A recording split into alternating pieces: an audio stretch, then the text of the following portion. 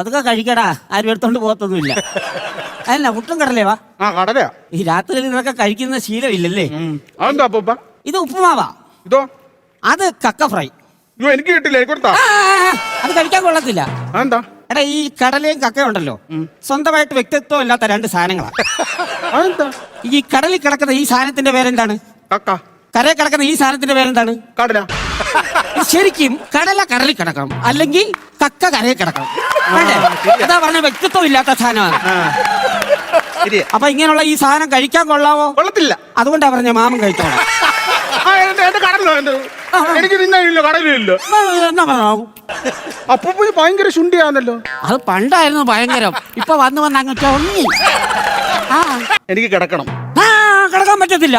നീ എന്തിനാ ഇവിടെ വന്നേ? അവധിക്ക് നിക്കാൻ വന്നാണെങ്കിൽ നിന്നാ മതി, അല്ലെങ്കിൽ കിടക്കാൻ പറഞ്ഞാന്ന് പറയണമായിരുന്നു.